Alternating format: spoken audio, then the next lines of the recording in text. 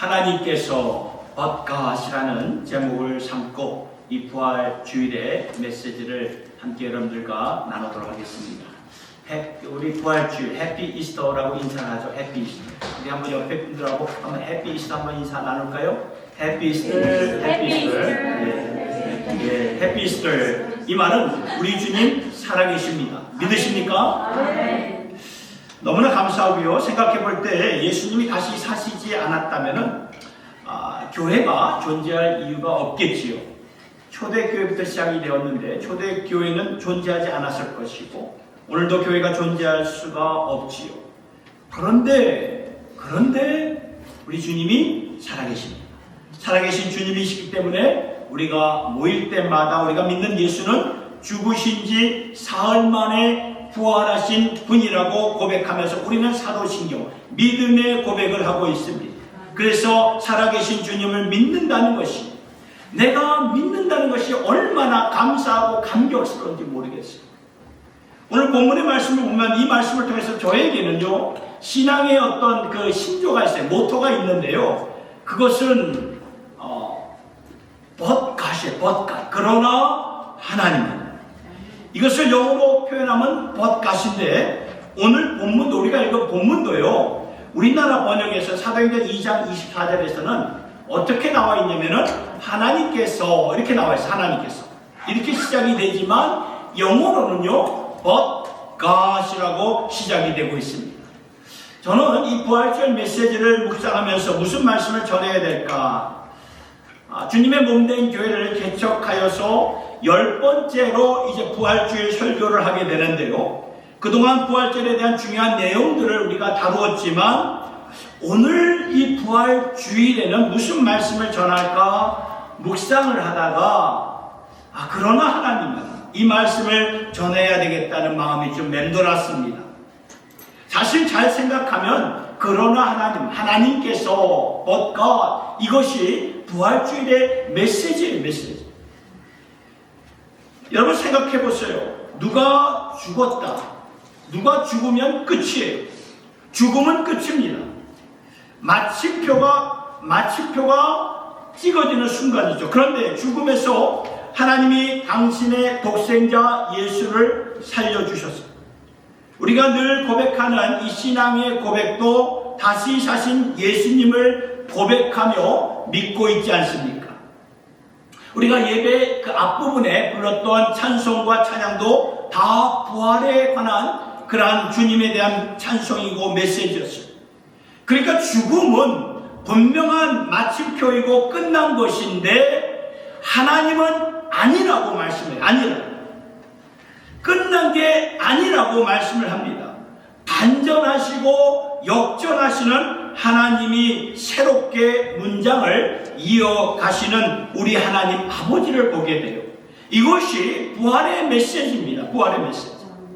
오늘 본문에서도 사도행전 2장 앞부분을 보면요. 초대교회 성도들이 그 당시 예수님이 죽으시고 부활하신 후에 40일 동안 제자들과 함께 지상에 계시면서 이제 곧 아버지께서 약속하신 그의 영 성령을 보내주실 것이다 하면서 영을 기다리는 장면으로 사도행전 2장이 이게 시작이 되고 있습니다.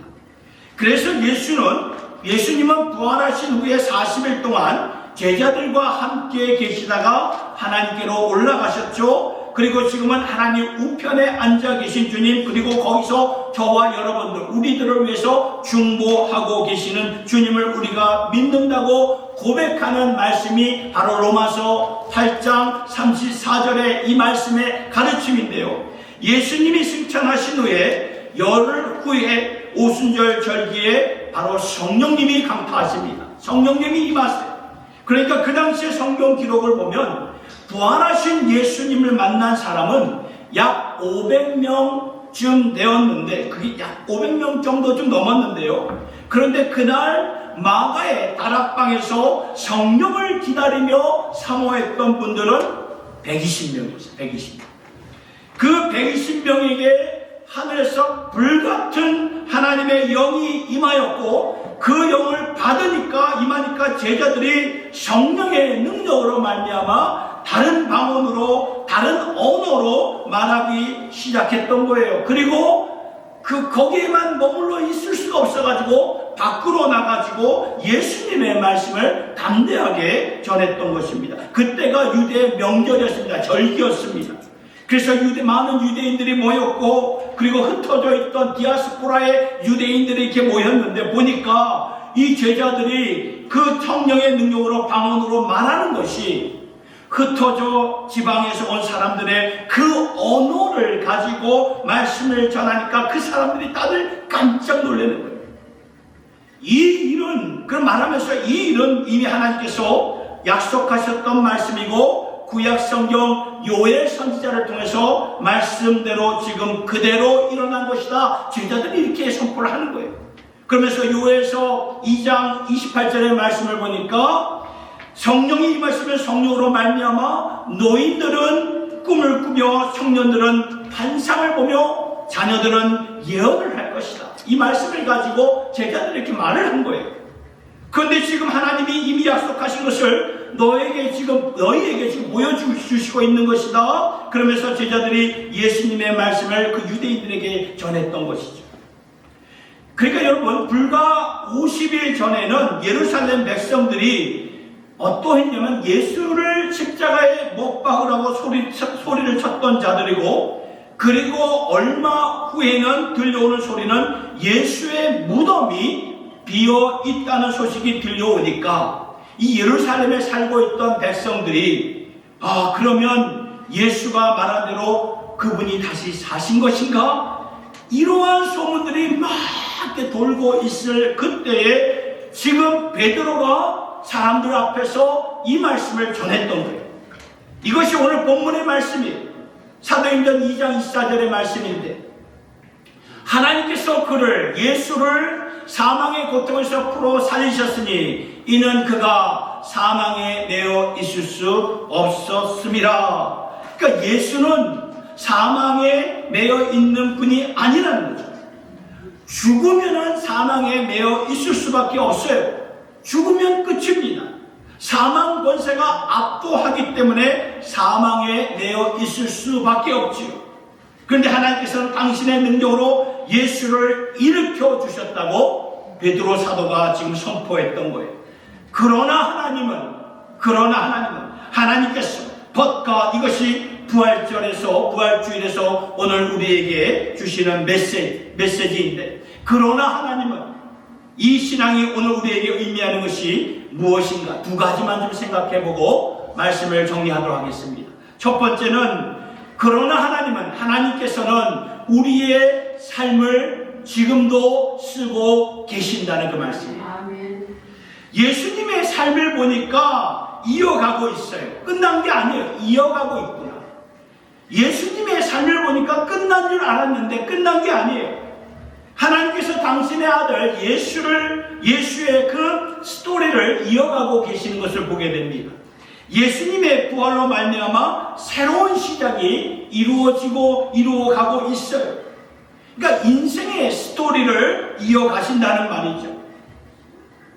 제자들의 경우에도 3년 동안 예수님께 모든 것을 걸고 주님을 따랐어요.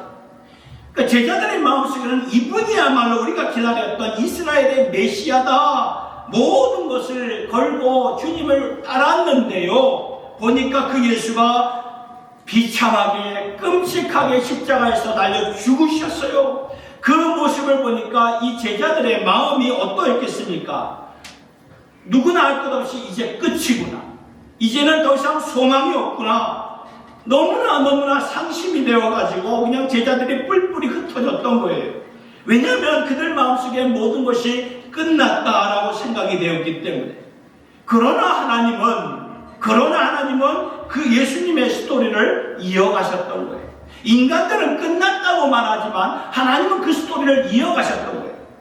이것이 왜 오늘 우리에게 중요하냐면은 우리의 삶, 인생의 스토리도, 우리의 삶도 예수님께서 지금 이어가고 계시고 써내려 가신다는 건 말씀입니다.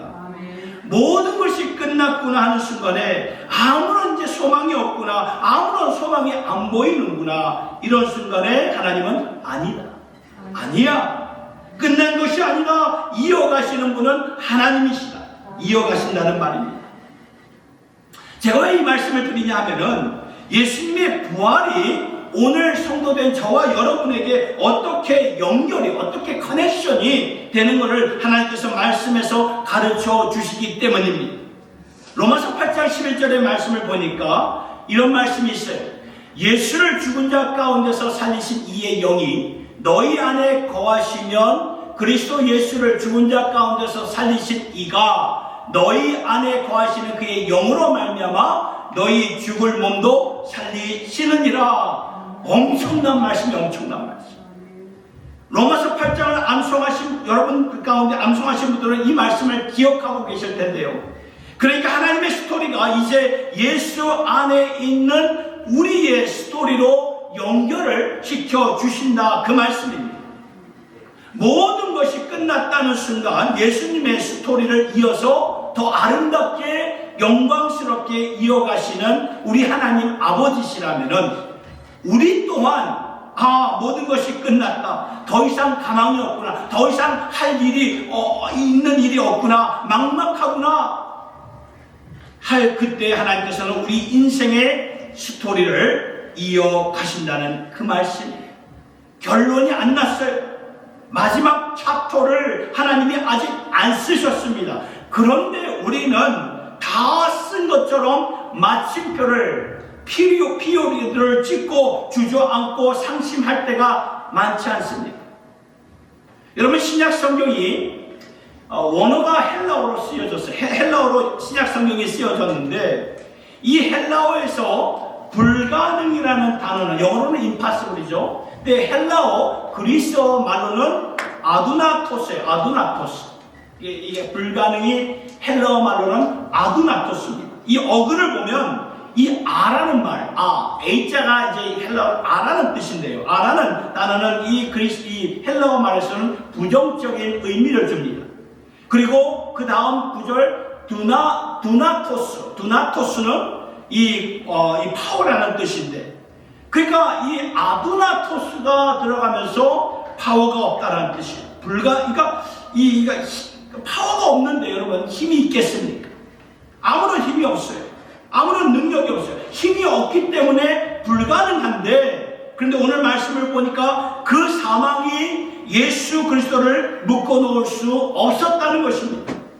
묶어놓았던 그러한 절대적인 사망 권세, 그 힘이 또 다른 힘으로 말미암아 nullified가 되니까 무효가 되었다는 것입니다.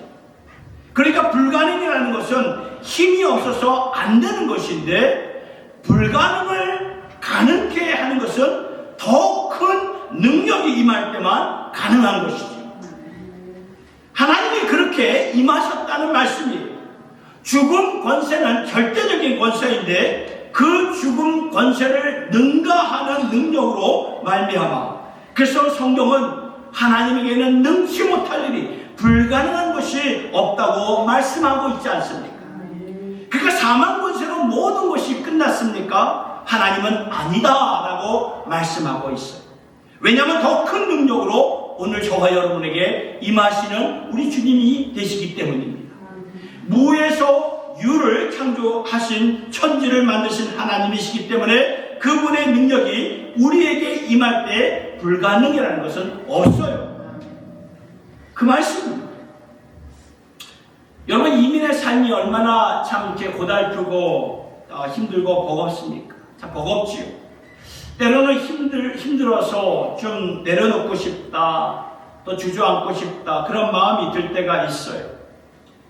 그런데 부활의 메시지는 무엇일까요? 주저앉고 싶을 때, 소망이 없다고 할 그때 하나님께서는요, 불가능을 가능케 하시며 우리의 삶의 스토리를 이어가시며 아름답게 써내려가고 계신다는 말씀입니다. 아직 끝나지 않았다는 그 말씀이에요. 인생살이 가운데 어려운 일이 계속되어서 가정에 어려운 일이 있어서 이제는 다 포기할 수밖에 없구나 할 그때에 하나님은 뭐라고 말씀하시냐면 아니다라고 그 안에서 새로운 스토리, 아름다운 스토리로 이어가신다는 말씀입니다. 여러분, 신약 성경이 시작되는 마태복음 1장에는 누구의 얘기가 나옵니까? 마태복음 1장 예수님의 족보가 나오지요. 그 예수님의 족보를 보면은 망가지고 무너진 사람들의 특성이 나옵니다. 가정이 망가지고 삶이 무너지고 소망이 없다고 주저앉은 자들, 그런 사람들로 인해서 예수님의 족보가 이루어지는 거 여러분 아시나요? 몸이 점점 쇠약해지면서 우리의 마음이 좀 이렇게 좀 다운되셨습니까? 의기소침되셨습니까? 성경을 보니까 우리의 육신의 장막은 점점점 쇠약해진다고 말씀하는데 우리 영혼의 장막은 날로 새롭게 되어진다 말씀을 합니다. 그리고 우리 육신의 장막이 이제 다 끝나는 날이 오죠. 끝나는 날 진짜 하나님의 장막에서 우리의 영혼이 온전히 살게 돼요. 그리고 예수님이 다시 오시는 날, 재림하시는 날, 그때는 새로운 몸으로 사는 것입니다. 그러니까 육신이 쇠약해지는 것은 당연한 일이에요. 당연한 일. 이상한 일로 보지 마시기 바랍니다. 저는요 30대까지 하루 3끼를 꼬박꼬박 3끼 뭐 4끼 이렇게 꼬박꼬박 이렇게 챙겨 먹었어요. 그런데도 이렇게 살이 안 찌더라고요. 이렇게 3끼 4끼 꼬박꼬박 챙겨도 살이 안 쪄요. 근데 요새는요 제가 1끼 내지 2끼를 먹는데도 이 뱃살이 자꾸 나오는 거예요. 그러니까 집에 가면 제 둘째 녀석이 제 뱃살을 이렇게 만지면서 아빠 이거 어떡할 거야, 이 뱃살을 어떻게 할 거야. 참 괴롭더라고요. 괴로워가지고. 그러니까 여러분 에너지가 점점 없어지는 것입니다. 에너지가 없어져요. 어차피 나이가 들어가면서 에너지가 없어지는 몸인데 우리 몸이 힘들다고 또 어렵다고 포기하고 싶고 절망 가운데 계신 분 계십니까? 여러분 오늘 말씀드린 하나님이 아니라고 말하는데 우리가 우리 스스로 마침표를 찍지 마시기 바랍니다. 예수를 죽은 자 가운데서 살리신 하나님께서 우리의 인생의 스토리를 그 가운데서 이어가시고 써내려 가신다는 것입니다. 컴패션 선교단체를 통해서 알게 된 한 여인의 스토리를 여러분들과 함께 나누기를 원합니다. 아프리카 루안다에서 사는 여인인데요. 그분은 그 마을에서 존경받는 분이었고 또 교회의 여집사님으로서 섬기시고 그리고 선교단체를 통해서 그 고아된 아이들을 이렇게 돌보는 영적인 어머니셨습니다. 그런데 이분에게는 한쪽 팔이 없어요. 한쪽 팔이 없습니다. 그분의 인생을 들어보면 엄청난 트라우마를 갖고 있었어요. 여러분 이 루안다 아시죠? 아프리카의 한 작은 나라지만 루안다에서는요 1994년도에 무슨 일이 있었냐면은 그 대학살이 있었어요. 그 민족 간의 대학살이 있었습니다. 그 나라에 루안다 나라에 두 부족이 있었는데 그 중에서 좀 더 많은 부족 후투 부족이라는 그 부족이 있었고 좀 작은 투치 부족이 있었어요. 역사적으로 이들이 영국의 식민지 살인 가운데 후투 부족이 그 투치 부족을 미워했고 이것이 정치적으로 이렇게 폭발이 돼가지고 1994년도에 대학살 사건이 그 루안다에서 일어났던 거예요. 그래가지고 이 100일 동안 약 석 달 조금 넘게 100일 동안 이 후투 부족이 투치 부족 80만 명을 죽여버리고 맙니다. 80만 명이 8천 명이 아니에요. 80만 명을 100일 동안 죽여버린 겁니다. 근데 어떻게 이 80만 명을 죽였냐 하면은 물론 총도 사용했겠지만 보통 아프리카에서는 마체테라는 여러분 이제 구글 쳐보면 마체테라는 거면 그 연장 도구가 나와요. 그 긴 창 같은 칼이에요. 이 마체테라는 그러한 칼인데 보통 이 아프리카 밀림 지역을 지나면서 나뭇가지를 이렇게 잘라가면서 이렇게 갔던 그런 연장 도구였어요. 그런데 그것으로 마체테를 가지고 이 후투 부족이 이 투치 부족들을 막 죽였던 거예요. 굉장히 끔찍한 사건이죠. 피바다예요, 피바다. 그때 그 여인도 현장에 있었던 거예요. 남편과 세 아이가 그 마체테로 맞아가지고 그냥 그 자리에서 즉사하고 맙니다. 그래가지고 이 여인은 막내 갓난 아기만 팔에 이렇게 안고 간신히 그 지역에서 막 도망쳐 나오는데 어느 한 청년이 그 여인을 따라와가지고 그 여인이 잡고 있던 그 아기를 잡고 있던 거기다가 마체테로 그냥 내리쳤던 거예요. 그러니까 아기는 죽고 그 여인의 팔도 맞는 순간 잘려져 나간 거예요. 그러면서 그 여인은 기절을 했던 것이죠. 그러니까 기적 가운데 살았는데 그러니까 엄청난 트라우마를 갖고 있었어요. 근데 그 여인이 한 마을에서 영적인 어머니가 되었고 리더가 되었어요. 놀랍죠. 그래서 사람들이 물어요. 이거 어떻게 된 것입니까? 어떻게 그럴 수 있습니까? 그 여인이 대답합니다. Because of Jesus. 예수님 때문입니다.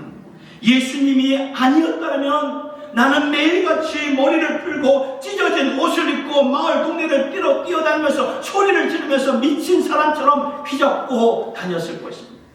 충분히 그럴 수 있죠. 그럴 수 있죠. 엄청난 트라우마를 겪은 여인이 어떻게 제정신으로 살 수 있겠습니까? 남편과 세 자녀가 그저 죽고 자신이 마지막 안고 있었던 그 아이마저도 죽고 자신의 팔이 잘려져 나갔는데 그러니까 미친 여인처럼 밤낮 소리 지르면서 산다고 해서 누가 그 여인을 이렇게 나무랄 자가 아무도 없었다는 거예요. 그런데 그 여인이 어떻게 그 마을에서 영적인 어머니가 되고 사람들로부터 존경받는 자가 되었습니까? Because of Jesus. 예수님 때문에. 더 놀라운 것은 뭔지 아십니까? 나중에 자신이 그 아기를 안고 있었던 그 팔을 마체테로 친 그 청년을 만나게 돼요. 원수죠. 철천지 원수죠. 용서가 되겠습니까? 안 되죠. 근데 그 여인은 청년을 용서합니다. 용서해요. 우리 손양원 목사님이 그 두 아들을 죽인 그 한 청년을 용서해 주죠.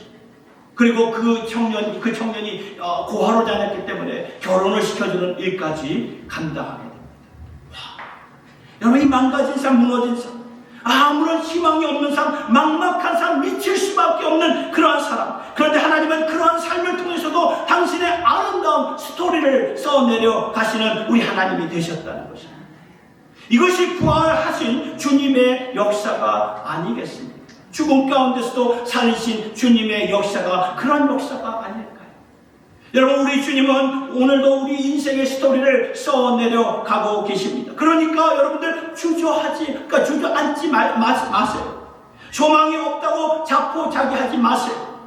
우리는 부활의 주님을 믿습니다.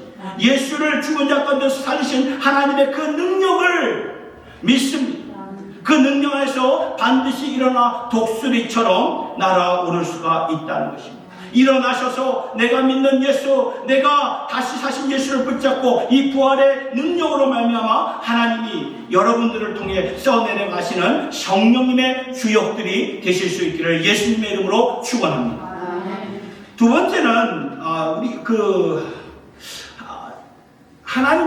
그러나 하나님께서 우리를 새롭게 하고 계신다는 그 말씀. 우리를 새롭게 하신다. 우리 인생 스토리를 써내려 가실 뿐만 아니라 우리를 새롭게 하신다. 2000년 전 부활의 사건은 부활하신 예수님이 제자들을 만나서 그 제자들을 새롭게 만들어 주셨어요. 그러니까 예수님이 죽은 자 가운데서 일어나니까 제자들이 깜짝 놀라죠. 그렇잖아요. 죽은 자 가운데서 일어나면 얼마나 놀라겠습니까? 주님 어떻게 다시 사셨어요? 진짜 주님 맞아요? 그러면서 서로 주님과 포옹하면서 거기서 해피 엔딩으로 드라마처럼 끝나는 것이 아니었던 거죠. 부활하신 예수님이 무엇을 하셨습니까? 성경을 보니까 제자들에게 찾아오셔서 그들에게 성령을 주시고 그들을 세상에 내보내셨어요. 아버지께서 나를 세상에 보내신 것 같이 나도 너희들을 세상에 보내리라. 그러니까 그들을 새롭게 하셔서 세상에 보내시는 예수님의 모습을 보게 되는데요. 제자들을 새롭게 하셨다는 거죠. 저는 이 말씀을 통해서 우리를 새롭게 하신다는 이것이 오늘 우리에게 얼마나 큰 위로가 되는지 모르겠습니다. 왜냐하면 지금 우리는 리셋, 영어로 리셋이고 한국말로는 리셋, 이제 다시 껐다 켰다 하는 거죠. 리셋이 필요할 때입니다. 리셋이 필요한 이유는 뭘까요? 그만큼 우리의 신앙의 삶이, 예수를 믿는 이 신앙의 삶이 빗나가 있다는 거예요. 고난주간을 지나면서 저는 예수님의 고난만을 생각하지 말고 이 세상을 위해서 고난받으러 오신 예수님의 그 모습과 우리의 모습, 또 교회의 모습을 비교해 보았을 때에 얼마나 동떨어져 있는지를 보고 통회하고 자복하고 주님 앞에 나와야 된다고 그러한 중심으로 새벽 기도에서 말씀을 전했고 기도를 했어요. 제가 지난주에도 말씀을 드렸듯이 오늘날 세상 사람들이 교회에 대해서 어떻게 생각하는지 아십니까? 저들의 인식에는 교회는 배타적이다, 이기적이다, 위선적이다, 물질주의적이다 라고 그들의 마음이 그들이 그렇게 생각하고 있어요. 오늘의 교회를 향해서. 여러분, 이 배타적이고 이기적이고 위선적이고 물질적이라면은 예수님과 떨어져 있어도 이건 너무나 떨어져 있는 것이 아닙니까? 그래서 예수를 따르고 있는, 예수를 믿는 우리에게는 이렇게 리셋이 필요하다는 거예요. 리셋이 영적으로 껐다가 다시 켜는, 그러면 정상으로 돌아오잖아요. 다시 일어나야 된다는 거예요. 지금 그런 때를 지나고 있는데 하나님께서는 고난주간을 지나고 오늘 부활 주일 메시지를 통해서 하나님은 우리를 찾아오셔가지고 우리를 회복하시고 새롭게 해주신다는 그 말씀입니다.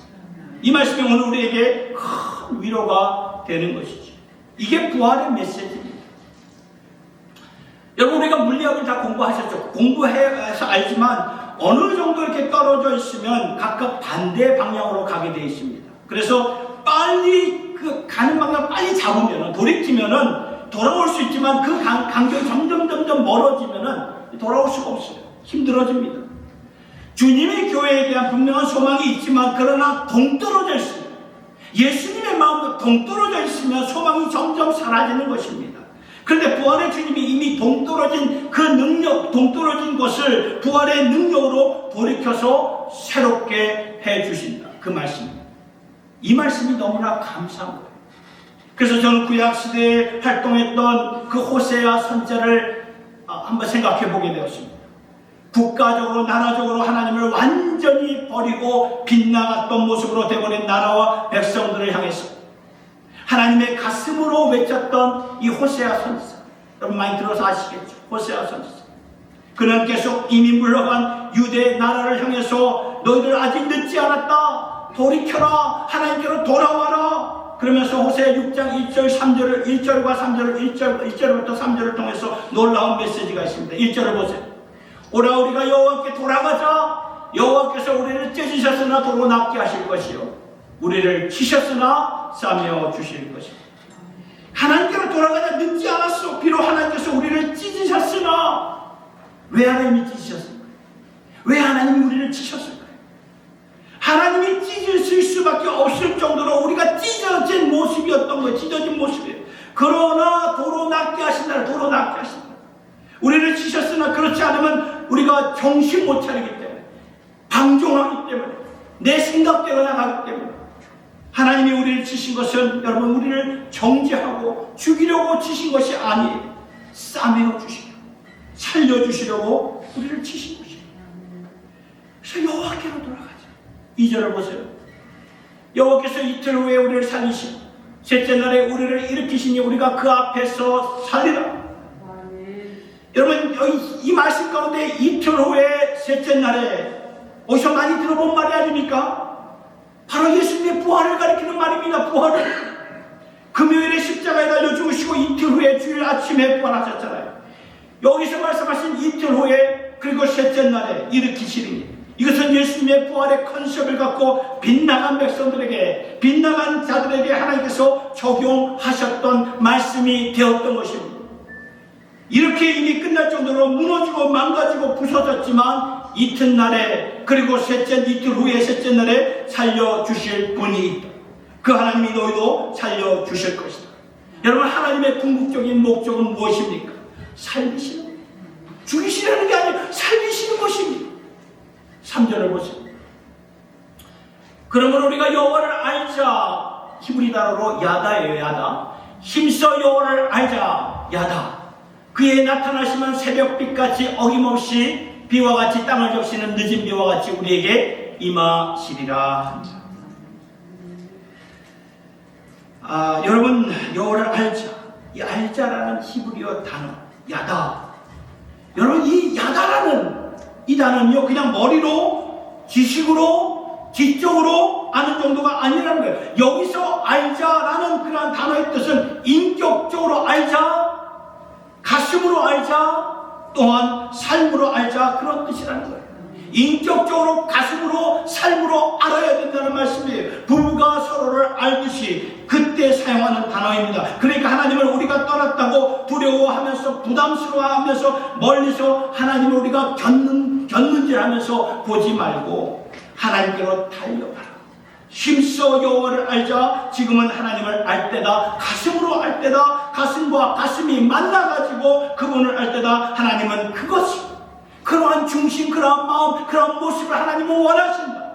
그럼 하나님은 반드시 우리에게 새벽빛같이 어김없이 임하실 뿐이다. 땅을 적셔주시는 그러한 은혜의 비로 우리를 적셔주실 것이다. 여러분, 2000년 전 예수님의 제자들을 보세요. 무너져 있었습니다. 왕창 무너져 있었습니다. 부활하신 예수님을 만났지만 무너져서 부활하신 예수님 앞에 얼굴을 낯짝을 둘 수가 없을 정도로 그러한 마음을 가졌던 거예요. 여러분, 제자들의 원래 직업이 뭐였습니까? 피셔맨이에요. 피셔맨. 어부였죠. 어부. 그래서 예수님의 얼굴을 들 수가 없어서 다시 원래의 직업으로 고기 잡는 어부의 생활로 돌아간 거예요. 그 정도로 무너졌기 때문에. 왜냐하면 결정적인 순간에 제자들이 어떻게 했습니까? 예수님을 부인했잖아요. 예수님의 수제자였던 베드로는 예수님을 결정적인 저주까지 하면서 3번이나 부인했잖아요. 그러니 어떻게 예수님 앞에서 얼굴을 들 수 있겠습니까? 그런데 예수님이 오셨습니다. 그들을 살려주시고 세워주시고 새롭게 하여 주시고 그리고 아름다운 빛과 소금으로 만들어주지 않으셨습니다. 이것이 부활의 메시지입니다. 하나님이 이렇게 역사하신다는 말이에요. 제가 필라델피아에서 신학교를 다닐 때에 한 친구가, 한 형제가 기억이 납니다. 그런 영적으로 지적으로 굉장히 뛰어난 형제였어요. 인도네시아에서 온 그런 형제였는데요. 어느 날 채플 시간에, 그러니까 신학교마다 일주일에 한 번씩 채플 같이 예배, 교수님들과 같이 예배를 드리는 시간인데, 그 예배를 드리는 시간에 그 형제가 이제 말씀을 전하는 시간이었어요. 근데 그 말씀을 전할 때 자기가 어떻게 이렇게 신학교에 오게 되었는지 간증했던 시간이었어요. 그러니까 예수를 믿기 전 이 친구는 굉장히 박식했고 지식이 뛰어난 두뇌를 갖고 있어서 세상적으로 성공했어요. 많은 자원을 얻게 되었고 그러다 보니까 세상에서 방탕하면서 살았던 거예요. 그러다가 나중에 예수님을 만나면서 세상에서 채움받을 수 없는 것들을 예수님이 채워주시는 그 은혜를 깨닫고 그 은혜가 너무나 감사해서 내가 주님을 위해서 할 수 있는 일이 무엇일까? 그래가지고 2년에 자신의 그 2년 동안의 삶을 주님께 드리기로 작정하리라. 그래가지고 OM 선교사에서 운영하는 그 선교하는 배를 타고 세계 곳곳을 돌아다니면서 그러한 그 구제하고 도와주고 말씀을 전하는 그러한 사역을 감당했던 것입니다. 그러면서 다시 돌아와 이제 남은 인생을 어떻게 살아야 할까? 그러한 마음 가운데 주님이 주시는 음성이 있었다고 합니다. 내가 나를 사랑하느냐? 내가 나를 사랑하느냐? 내 양을 먹이라, 내 양을 치라. 그러니까 이 청년의 마음에는, 이 형제의 마음에는 주님께서 이 양떼를 돌보라는 목양의 사역을 주시는 것 같아서 그럼 하나님이 나를 이렇게 목회자로 부르시는 것이구나. 그러면서 기도하면서 신학교에 이제 가려고 하는데 도저히 그때까지만 해도 자신이 살았던 지난날의 모습이 너무나 창피하고 부끄러워서 이런 모습이 내가 무슨 목회를 할 수 있겠는가. 도저히 말이 안 된다. 고민되다가 그가 섬기던 목사님을 찾아갔다고 합니다. 그리고 자신의 스토리를 쫙 목사님께 말씀을 드리면서 이런 나인데 이런 나 같은 사람인데 하나님이 부르신다면 나 같은 사람도 목회를 할 수 있겠습니까? 그렇게 물었을 때 목사님께서 그에게 준 답은 어느 한 노래 한 찬양을 통해서 그 형제에게 답을 주었다고 합니다. 그 찬양은 1960년대, 1970년대에 많이 불렀던 영어 찬양. 우리가 이 한국 노래 중에 좀 이렇게 더 익숙하지 않는 그런 찬양인데요. Something Beautiful, Something Good이라는 그 찬양입니다. 그 찬양을 목사님이 불러주시면서 참 이렇게 그 형제에게 답을 주셨어요. Something Beautiful, Something Good.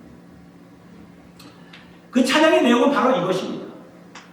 나의 모든 혼란함과 나의 모든 마음의 질문들을 하나님은 이해하시고 나를 아름답고 귀한 것으로 만드셨네.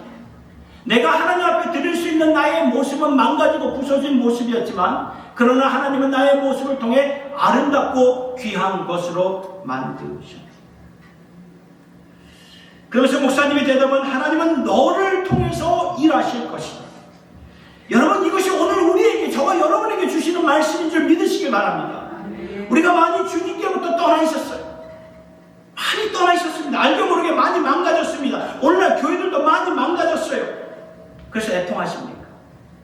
여러분, 애통한 데서만 남아있지 마시고 애통한 마음을 가지고 주님 앞으로 나오셔야 합니다. 주님 앞에 나오면 부활의 능력, 죽은 자를 다시 살리신 주님이시라면, 하나님은 우리를 통해서 something beautiful, something good, 아름답고 귀한 것으로 만들어 가시는 우리 주님이 되신다는 것입니다. 아멘. 세상은 우리에게 말합니다. 세상의 소리는 우리에게 말해, 너는 이제 끝났어. 너의 자녀도 끝났어. 끝났어. 그렇게 속삭이는 마귀입니다. 마귀의 소리를 듣지 마세요. 하나님의 소리를 들으시기 바랍니다. 하나님의 소리가 무엇입니까? 너는 나에게 존귀하고 보배로운 존재입니다. 이렇게 말씀하시니, 여러분, 우리 인생이 끝난 게 아니죠. 끝나지 않았습니다. 여러분의 인생을 통하여 아직도 아름다운 이야기를 써내려가시고 이어가시는 우리 하나님이 되신다는 것을 믿으시기 바랍니다. 그리고 아무리 무너지고 삶이 무너지고 빗나갔을지라도 우리 하나님께로 돌아올 때, 돌아오는 호세아 선지자가 돌아오라 돌아올 때 우리를 외면하지 않고 새롭게 하시는 우리 하나님이 되신다는 그 말씀입니다. 이것이 부활주일의 메시지입니다. 예수님은 죽은 자 가운데서 남지 않고 부활하셨습니다. 그 예수를 죽은 자 가운데서 하신 하나님은 오늘도 저와 여러분들을 살려주시는 하나님인 줄로 믿습니다. 기도하겠습니다. 고마우신 주님, 우리는 믿습니다. 믿음은 바라는 것들의 실상이요 보지 못하는 것들의 증거라고 말씀하신 주님, 우리에게 지금은 볼 수 없고 만질 수는 없지만 그 믿음을 가지고 만지게 하여 주시옵기고 그 믿음을 가지고 보게 하여 주시옵소서. 하나님은 여전히 우리의 인생의 삶을 써나가고 있는 줄로 믿습니다. 너는 나에게 존귀하고 보배로운 자녀라고 말씀하신 주님, 감사합니다. 우리가 이 하나님의 말씀을 믿기 때문에 주저앉지 말게 하여 주시고 포기하지 말게 하여 주시고 나의 부서지고 망가진 몸일지라도 주님께 드려서 주님께서 아름다운 스토리를 써내려갈 수 있도록 우리 자신을 주님 앞에 드리는 저희들 모두가 되게 하여 주시고 우리의 자녀들 되게 하여 주시옵소서. 우리가 보기에는 너무나 멀리 나가서 할 수 없구나 라고 말할 수 있겠지만 하나님은 아니다 라고 말씀하시니 감사합니다. 우리의 연약함을 주님 앞에 올려드립니다. 우리의 가정의 연약함을 주님 앞에 올려드리며 부활의 주가 되신 주님의 손에 맡겨드리오니 하나님 회복시켜 주시고 살려주시고 새롭게 하여 주시옵소서. 모든 영광 주님께 올려드리며 부활의 주가 되신 우리 주 예수님의 이름으로 기도드리옵나이다.